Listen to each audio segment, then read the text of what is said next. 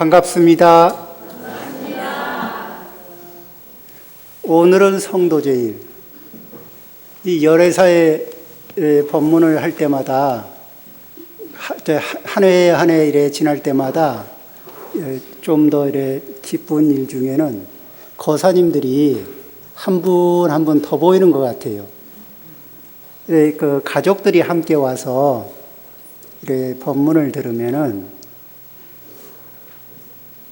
또 특히나 이렇게 부부 사이에 같이 오고 부모, 자식이 같이 와서 법문을 듣고 나면은 가족들 사이에 대화하기가 한결 가벼워질 수도 있습니다. 우리가 살면서 이렇게 늘 하던 대로 사는데, 그리고 특별한 대안이 없으니까 그냥 주어진 대로 살아가고 있는데, 그리고 그 속에서 최선을 다하고 살아요. 그런데 그럼에도 불구하고 이 문제는 생기고 시원해지지 않고 그런 점들이 있습니다. 오늘은 이제 부처님 법문 중에서 우리 천수경에 보면은 그 시박참회하는 자리가 있죠. 성도제일을 맞이해서 부처님은 성도제일날 큰 대각을 이루셨고, 우리는 시박참회 중에서 맨 마지막에 보면은 치암중재 금일참회 이런 말 있죠. 그런데 이제 치암을 무명이다 이렇게도 얘기하는데, 이 무명이라는 게 참 묘해가지고 알아보기가 어려워요. 왜? 등잔을 이렇게 어디다 올려놓고 보면은 등잔이 여러 곳에 다 밝히는데 등잔 밑은 못 밝히거든. 자, 어딘가 이렇게 이 밝은 것 같은데 그늘진 자리, 가리워진 자리가 있는데, 그런 자리를 오늘 한번 살펴보겠습니다. 우리가 늘 마음을 쓰고 함께 살아가는 사람에게, 가족에게, 친구에게, 이웃에게 이렇게 마음을 쓰는데, 마음을 쓸 때까지는 좋았는데 쓰고 나서 속이 상해요. 이유가 무엇이냐 하면은 내가 해준 거는 많은데 받은 게 적어요. 그게 친구 사이에서도 그런 문제가 발생이 되고, 또 부부 사이에도 굉장히 많이 나는 해준 게 많고, 그런데 내가 배려를 해준 건 많고 내가 배려를 받은 거는 적은 거예요. 현실적으로 그렇죠? 안 그런가요? 그리고 그게 누적이 되면은 속이 상해요. 그렇죠? 예, 그런 게 있어요. 그런데 이제 우리가 여기에서 무엇을 놓치고 있느냐 하면은,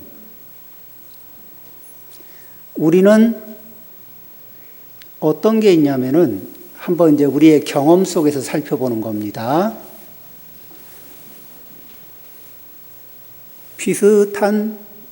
이렇게 비슷한 물건을 가지고 있는데, 나도 하나 가지고 있고 친구도 하나 가지고 있어요. 그런데 비슷한 물건이고 가치가 거의 비슷비슷해요, 객관적으로는. 그러면은 객관적으로 비슷비슷한 것을 맞바꾸라 그러면은 어떻게 되느냐? 손해가 나는 것 같아. 객관적으로는 가치가 비슷한데 바꾸라 그러면은 내 손을 타고 내 정성이 배인 자리는 상대 거보다 더 귀해 보여요. 그런 거 있죠?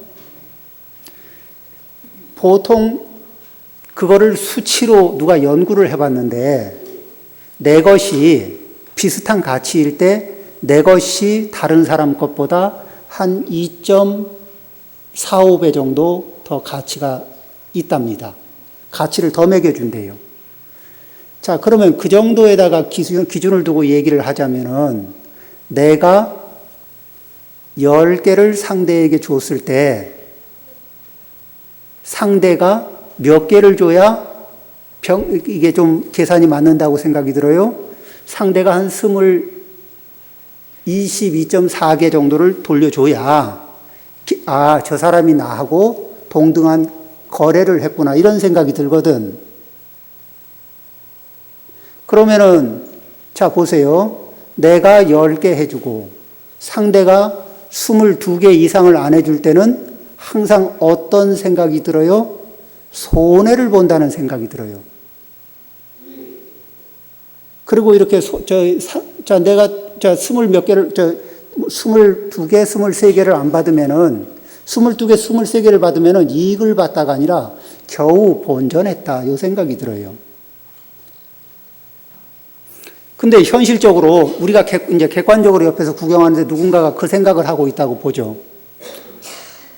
한 사람은 10개 주고 받기를 22개나 3개를 받고 나서 겨우 본전했다고 생각하는 사람을 옆에서 바라보면은 어때요? 공평한 것 같아요? 아니면은 조금 그렇게 욕심이 많거나 안 그러면은 뭐 좀 그런 것 같아요. 조금 이상하죠? 그런데 옆에서 남들이 하는 걸 보면 이상한데 내가 하고 있다는 거예요. 근데 내가라는 얘기는 뭐예요? 대부분의 사람이 하고 있어요. 자, 그럼 부부 사이에 서로 10개 주고 10개 받고 10개 주고 10개 받고 10개 주고 10개 받고 이렇게 한 10번 했다 그러면은 몇 개 손해볼까요? 각각이 몇 개를 손해본 느낌이 들어요? 한 120 몇 개, 그죠? 130개 이 정도 손해본 느낌이 이게 쌓이는 거예요. 서로. 이걸 증명할 얘기는 어떻게 되느냐? 혹여 계산이 많이 안 맞으면은 속에 이제 스트레스가 쌓이거든. 그러죠? 분노가 쌓여요. 그래서 이 분노가 일정 수치가 되면은 이제 그걸 정산하기 위해서 그 동네 시끄러운 일을 하나 벌리거든. 그러죠? 요즘에 이제 방음이 잘 되니까 동네까지는 안 시끄러운가요? 그래 이제 정산을 하다 보면 뭐냐면은 둘이 하는 얘기가 내가 더 해주고 내가 덜 받았다 이런 얘기를 해요. 서로 그런 얘기 하는데 억울하지 않아요? 그 얘기 들으면은? 아니, 내가 더 해주고 덜 받았는데, 아니, 이게 상대가, 배우자가 남편이 됐든 아내가 됐든 자기가 더 해주고 덜 받았대요. 억울해요, 안 해요? 그런 일 겪어본 적 있습니까? 없습니까? 아, 있어요? 저희 부인들만 겪었을까? 남편들도 그런 소리를 하고 그런 경험을 했을까요? 근데 이게 뭐냐면은 내 눈으로 보고 내 귀로 경험하고 이렇게 내가 경험한 거니까 확실해요, 안 해요? 확실해. 내가 손해본 게 확실해요. 그런데 우리는 해석을 할 때 내 거는 2.3배 이상, 그러니까 2배 이상을 확대 해석하는 버릇이 있거든요. 내 노력, 내 정성, 내 호의, 내 배려는 상대가 해준 것보다 2배 반 가까이를 확대 해석해요. 그리고 그러면 상대 거는 절반 이하로 축소 해석하는 거예요. 자, 그러면은 둘 사이에 우리가 상대가 해준 거는 반으로 깎아서 해석하고 내가 한 거는 2배로 해석해서 2배로 늘려서 생각을 하고 있어요. 둘 사이에 장부를 맞춰보면은 장부가 맞을까 안 맞을까? 이익 본 사람은 있어요 없어요? 손해 본 사람은? 손해 본 사람은 많죠? 그게 부부 사이에만 발생될까요? 아니면 며느리하고 시어머니 사이에도 발생이 될까? 부모, 자식 사이에서 발생되는 문제는 부모가 이왕 손해보고 시작하기로 작정한 거기 때문에 크게 계산을 안 따져요. 그러죠? 그런데 자식한테 물어보면은 자식이 꼭 이익만 봤다고는 생각을 안 하고 있거든. 이게 문제예요. 부모는 전적으로 자식을 위해서 살았는데, 그러죠? 자, 우리 계산이 안 맞는 자리가 계산이 안 맞는 자리가 다른 사람 때문에 일차적으로 생깁니까? 아니면은 내가 해석하는 방식 때문에 생깁니까?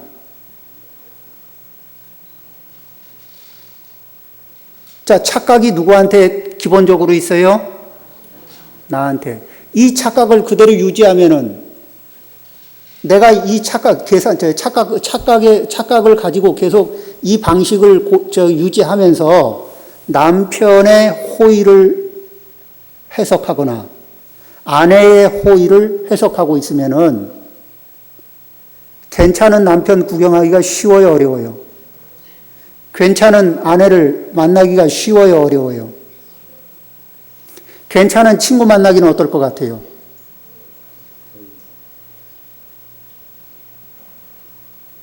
괜찮은 친척을 만나기는 또 어떨 것 같아요? 그런데 우리는 뭐죠? 매일 그 마음을 쓰고 있는데 우리가 알아차렸나요? 못 알아차렸나요? 한 2배 이상, 2.5배 이상 내 거는 더 과장해서 해석하고 다른 사람 거는 절반 이하로 줄여서 생각하고 이거를 자동화 시스템에 의해서 그렇게 생각을 하거든. 그랬나 안 그랬나 이 결과와 삶의 흐름을 놓고서 한번 이렇게 돌이켜서 생각을 해보시면 그 여러 차례 부부가 이렇게 담장 넘어가는 소리를 내면서 해봤을 때 나왔던 말도 안 되는 쌍방의 주장이 지금 제가 드리는 말씀으로 해석을 해보면은 해석이 좀 되는 자리가 있죠. 자, 문제는 오늘이 성도제일인데 부처님은 큰 깨달음을 이루셔서 이 중생들에게 가르침을 주시지만 우리는 작은 깨달음이라도 얻어서 우리 생활에 괴로움의 양을 줄이고 행복의 양을 늘리고 어리석음의 양을 줄이고 지혜의 양을 늘려야 되지 않겠어요? 자, 이 결심이 섰느냐 안 섰느냐예요. 이 결심이 서고 나야 그 다음에 실천할 수 있는 실천 강령을 그 다음 얘기할 수가 있거든. 우리 열애사 불자님들 어떻게 지금 가지고 있었던 자동적으로 가지고 있었고 평생 쓰면서 알아차리지 못했고 그것 때문에 애꿎은 멀쩡한 사람한테 어떤 마음이 서운한 마음, 멀쩡한 사람한테 손해보는 마음, 멀쩡한 사람한테 미워하는 마음. 그러죠? 이런 마음들 쌓았어요, 안 쌓았어요? 가슴속에. 자동으로 쌓여왔죠? 그렇게 해왔던 원인이 뭐예요? 내가 가지고 있었던 바라보고 해석하는 내가 가지고 있는 습관, 내 업이 그렇게 나를 착각하게 만들었어요. 자, 그런데 우리는 뭐죠? 그렇게 계산하고 따지고 했던 것을 우리는 나름대로 총명이라고 생각했거든. 계산 맞추고, 이익 받다, 손해 받다, 이렇게 맞춘 거, 준 거 있고, 받은 거 있고, 그죠? 이렇게 가치를 매기면서 생각했던 게 총명이라고 생각했는데, 그 총명이 진짜 총명이었습니까? 아니면은 어두움, 어리석음이 총명한 채 한 건가요? 이 부분부터 정리를 해야 돼요. 어리석음이 총명인 척 가장하고 있었죠. 자, 그러면은 치암중죄 금일참회, 치암, 어리석음의 무거운 죄. 느낌이 옵니까? 한 생을 누구의 삶을 무겁게 만들었어요? 자기 자신의 삶을 무겁게 만들잖아요. 자, 부모를 향해서 손해본 게 많으면 효성심이 쌓여요, 안 쌓여요? 그러죠? 남편한테 손해본 게 많은 느낌이 들어. 아내한테 손해본 게 많은 느낌이 들어.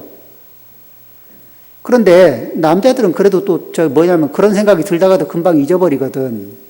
근데 보살님들은 기가 막혀가지고 컴퓨터 하드 디스크 같아. 써놨다가 또 어느 날 기분 좋으면 지워준다? 그래서 싹 지워요. 그러다가 또 기분이 좀 꿀꿀해지면은 다시 복원시켜. 지웠던 거, 하드디스크는 지웠다가도 다시 복원시킬 수 있죠?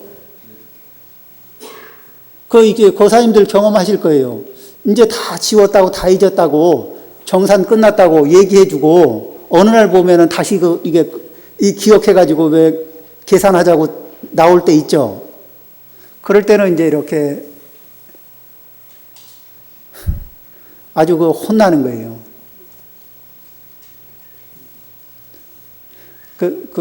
보살님들 안 해봤는데 억울해요? 억울한 분이 그리 많지는 않을 거예요. 이제 거사님들은 날벼락을 맞는 거예요. 자, 그런데 이런 것들이 생긴 원인은 뭐냐면은 어리석음이 총명으로 가장하고 계산서를 뽑고 앉아 있어서 그렇거든요.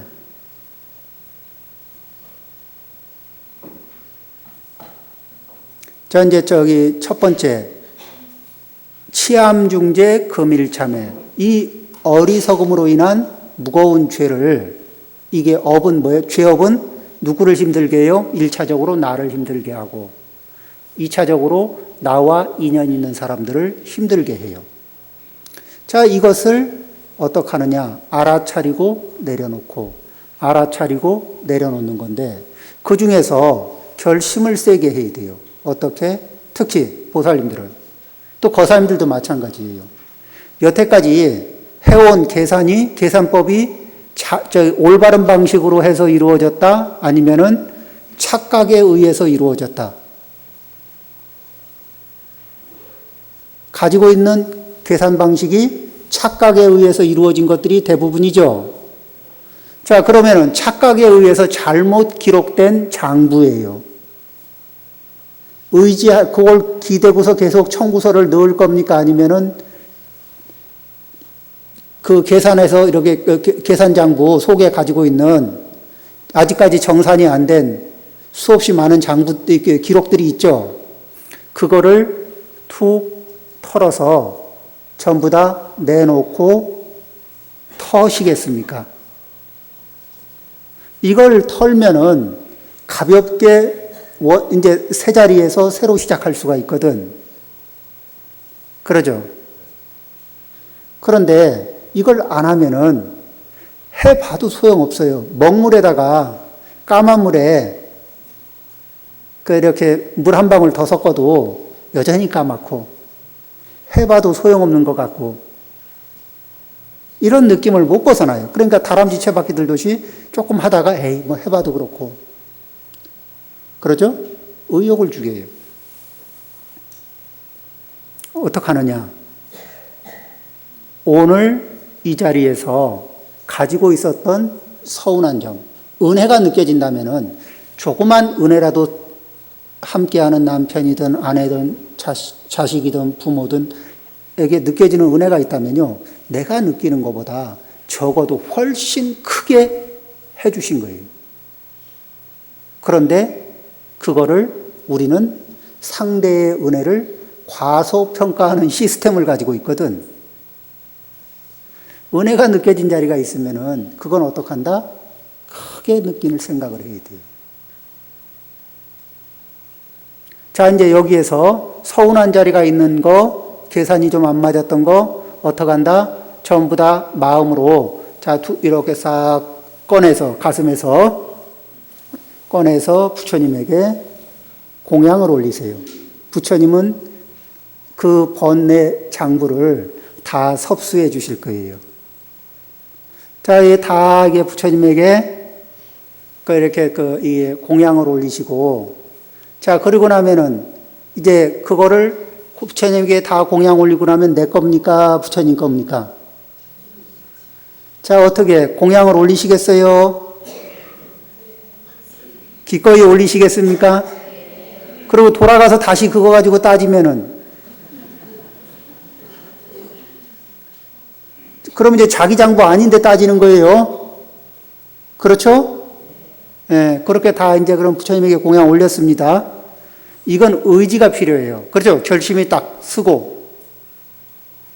자, 이제 이렇게 하고, 그 다음에는 어떻게 하느냐.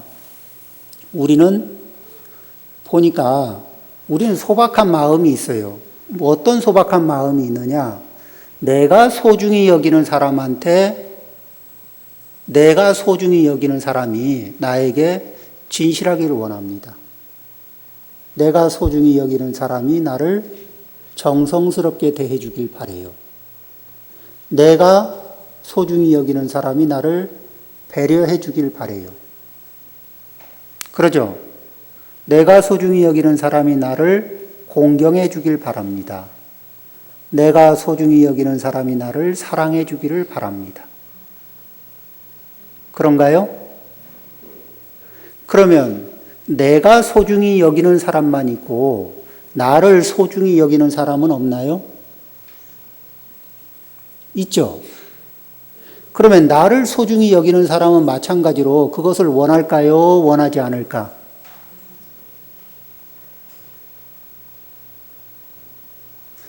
이 계산장부가 안 맞는 걸 가슴에 품고 있으면 하고 싶어도 뭐라고 하냐면은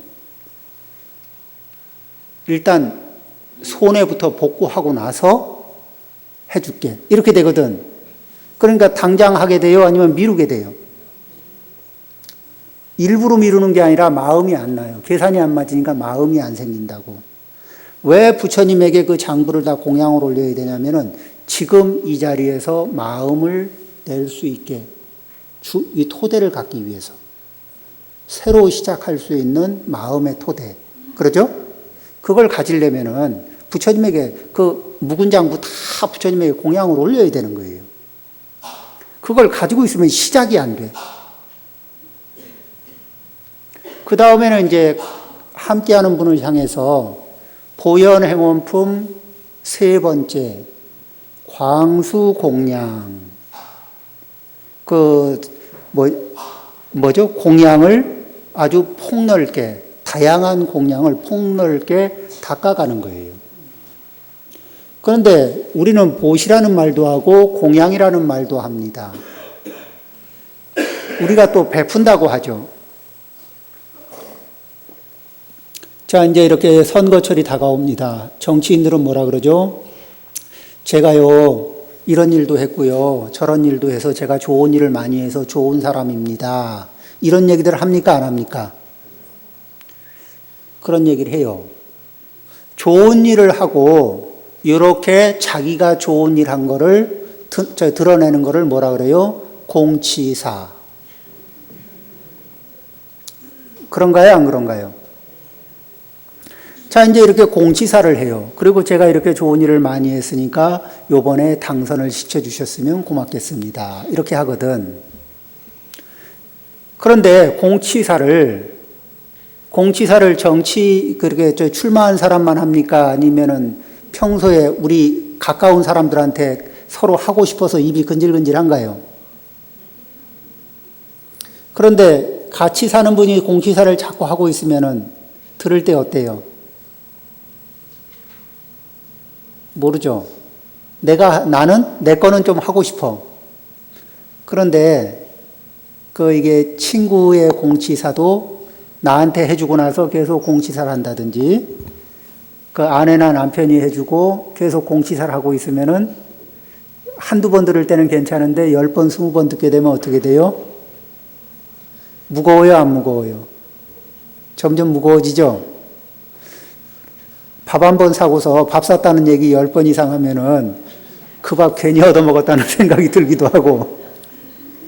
그럴 수 있나요? 이 공치사는 내가 공덕을 지은 거를 까먹게 해요.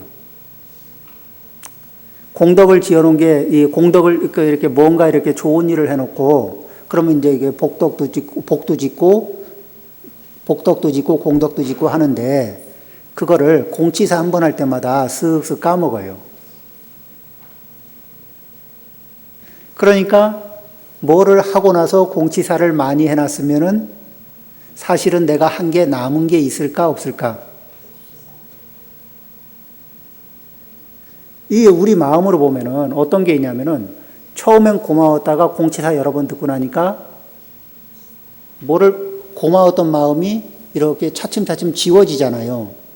그러니까 내가 공치사를 하는 거는 상대의 마음 속에서 나에게 감사하는 마음을, 나에게 고맙게 여기는 마음을 지워나가는 거예요. 차곡차곡 지워나가는 거예요. 사실은 우리는 어떻게 내가 공치사를 해서 상대가 내 은혜를 기억해 주기를 지금 바라고서 한 거 아니에요.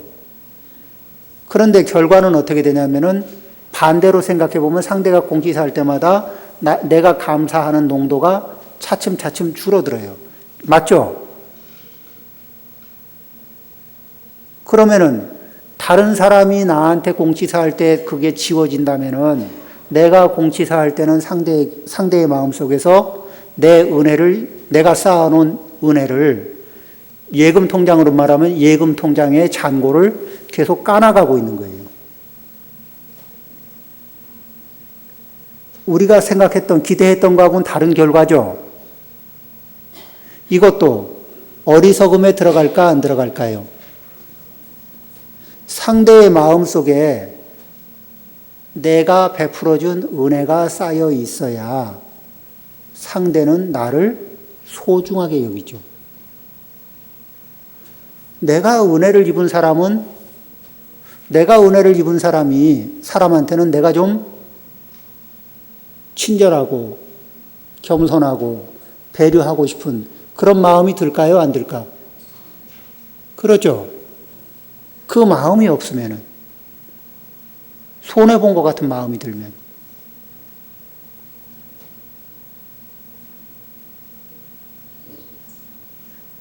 싼 밥 얻어먹고 비싼 대가 치렀다는 생각이 들면 상당히 곤란해지는 거예요. 그렇죠? 여기에서 부처님이 금강경에서 일러주십니다. 무주상보시. 이거는 어디에서 실천하느냐? 제일 가까운 사람들한테 실천하는 거예요. 무주상보시 하니까, 무주상보시는 말이 어렵거든. 그럼 어떻게 하느냐? 소유권 베풀 때 소유권 띄고, 공치사권 띄고, 그리고 베푸는 거예요. 소유권 띄고 공치사권 띄고 베풀고 나면 어때요? 베푼 은혜만 남고 나는 베푼 사실을 마음에서 치우는 거예요. 내가 베푼 사실을 내 마음에서 지워야 내가 베푼 호의가 그대로 온전히 씨앗이 돼서 성장을 해요. 자, 내가 공치사, 소유권, 공치사권 띄고서 베풀었습니다. 그러면 계산서에 적을 게 있어요, 없어요? 계산서에 적을 게 없죠? 준 게 없으니까, 그죠? 계산서, 소유권 띄고 공치사권 띄고 넘겼으니까 준 게 있어요, 없어요? 주긴 줬는데 줬다는 장부에 기록할 만한 게 없죠? 살다 보면 주기만 합니까? 받기도 합니까? 받기도 하죠. 받은 거는 기록을 합니다. 받은 거는 기록을 해요. 자, 그럼 부부 사이에 서로 그럽니다. 자기가 준 거는 기억을 안 해요. 그리고 받은 거는 꼭 기억하고 있어요. 자, 이렇게 하루가 가고 열흘이 가고 1년이 갔어요. 둘 사이에 은혜가 많을까, 손해가 많을까? 예? 그렇죠. 베푼 거는 잊어버리고 받은 거는 꼭 기억하고 이렇게 묵으면은 시간이 갈수록 어떻게 돼요? 서로가 서로에게 소중한 존재가 되나요? 아니면은 아쉬운 존재가 되나요?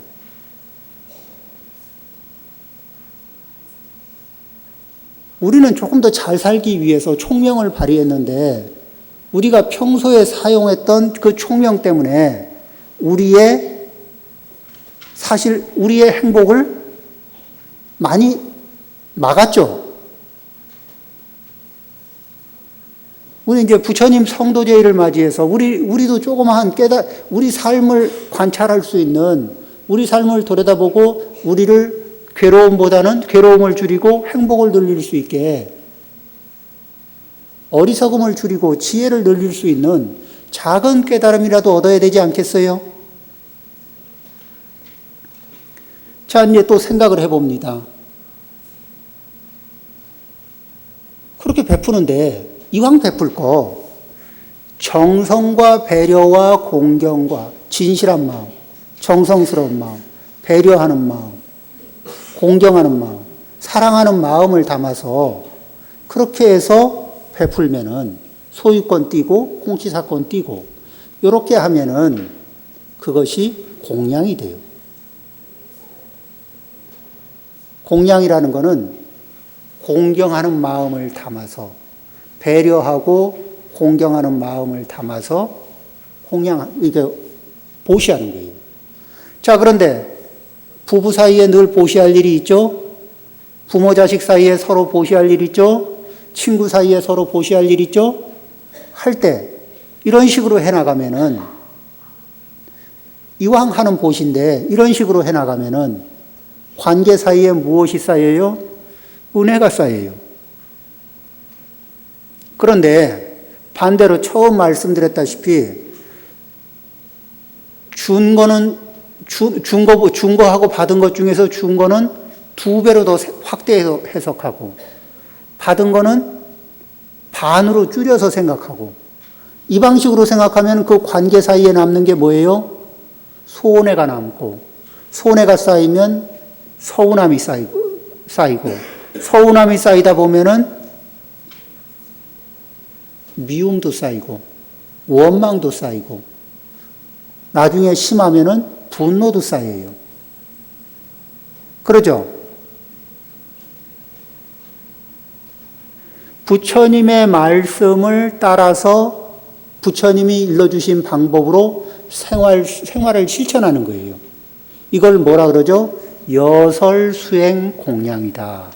부처님이 일러주신 방법대로 수행하는 공양. 그러니까 그거는 어떻게 해요? 무엇 하나 늘 주거니 받거니 하는 교환이 이루어지는 관계 속에 있는 데서 거기에서 무엇을 실천한다? 무주상보시를 실천한다. 그러죠? 그 다음에 이제 마음을 쓰는 거예요. 어떤 마음을 쓰느냐? 상대에게 이익을 좀 주고 싶은 마음을 쓰는 거예요. 내가 손해 안 보고 싶은 마음을 쓰는 게 아니라 함께하는 사람, 나와 관계를 맺는 사람에게 이익을 주고 싶은 마음을 쓰는 거예요. 화엄경 보현행원품 3번째 광수공양의 7가지 공양법 중에서 법공양이 제일이라 소위 여설수행공양, 이익중생공양, 섭수중생공양, 대중생고공양, 근수선근공양, 불사보리심공양, 분리보리심공양. 자, 이렇게 그 보현행어품 읽어보신 분들은 생각이 나죠? 자, 이제 거기에서 이제 이게 핵심만 얘기한다면은 이익을, 함께하는 관계를 맺고 있는 사람들에게 이익을 주고 싶은 마음을 일으키는 거예요. 그것도 정성과 공경을 담아서. 그 다음에 어떻게 해요? 중생공양인데 섭수하는 거예요. 어떻게? 사람마다 악습이 있는데, 이거는 보살님들이나 거사님들이 언제 어린아이를 키울 때 아이가 1살, 2살, 요럴 때요. 1살, 2살, 3살 때를 생각해 보세요. 아이가 막 짜증을 내요. 그러면은 짜증을 낸다고 같이 짜증을 내겠습니까? 아니면 아이의 짜증을 싹 흡수하면서 아이에게서 그 불편한 짜증이 나는 마음자리가 쉬어지도록 이렇게 포용을 해주나요? 거기에 가라앉게끔 그렇게 해주죠. 이게 그 마음을 어린 아기한테만 쓰는 게 아니라 관계를 맺고 있는 사람들에게서 그 속에서 그거를 해나가는데 이렇게 그걸 해서 성공하는 사람은 어떤 사람이냐? 굉장하게 공부를 잘하는 분이기도 하고 그것을 이렇게 흡수해서 블랙홀은 중력이 세서 주변에 있는 빛조차도 모두 다 흡수해서 그 존재를 소멸시켜버리는 것처럼 이렇게 흡수하고 마음에 쌓아두는 게 아니라 흡수를 싹 해서 이렇게 소멸시켜주는 거거든요. 그렇게 싹 흡수하는 연습을 해요. 처음에는 잘 안 되지. 근데 연습을 자꾸 하는 거예요. 그 방법으로. 그래서 처음 108배 해보면 다리에 알배요. 이튿날 하려면 너무너무 힘들어. 사흘째 하려면 내가 뭔 짓을 하고 있는지 이상해. 근데 한 달을 하고 나면은 하기를 잘했다는 생각이 들어요. 한 달쯤 하다 보면 108배는 잠깐 사이에 끝나요. 꾸준하게만 했으면은. 처음 하루, 이틀, 사흘 동안은 그런 과정을 거치거든. 그렇듯이 부처님 말씀을 우리 업이 거기에 잘 안 맞으니까 처음 연습하려면은 엄청 힘들어. 그런데 노력을 하다 보면은 108배를 한 달쯤 하고 나면 뭐를 얻어요? 내가 건강해질 수 있다는 자신감을 얻어요. 그 다음에 108배를 하다 보면 가슴에 열이 풀려요. 가슴에 열이 쉽게 채이던 사람도 가슴에 열이 풀립니다. 자, 이런 식으로. 자, 이제 부처님의 가르침을 따라서 우리는 우리의 삶의 시스템 속에서 내 업의 시스템 속에는 어리석음을 끼고 있다, 안 끼고 있다. 그 중에서 제일 심각한 것 중에 하나가 뭐예요? 계산을 잘못하는 거예요. 계산을 엉뚱하게 하는 거거든. 그러니까, 자, 이제 이게 잘못 적어 놓은 계산장부는 다 부처님에게 공양 올렸죠? 자, 다 올렸으니까 이제 이렇게 받을 거 없어요? 다시 청구하면 안 됩니다. 예. 부부 사이에 왔으면 서로 이게 다짐을 하면 훨씬 좋을 텐데. 부모 자식 사이에도 와서 이렇게 같이 했으면 훨씬 좋죠. 그죠? 자, 다음번에 뵐 때도 웬만하면 가족들 같이 오셔요. 가족 법회는 가족이 함께 와서 함께 공통의 주제를 가지고서 삶의 문제를 부처님의 말씀에 의지해서 돌아보는 겁니다. 이렇게 해서 우리 열애사 불자님들이 어제보단 오늘보다 내일 더욱더 건강하시고 행복하기를 바라옵니다.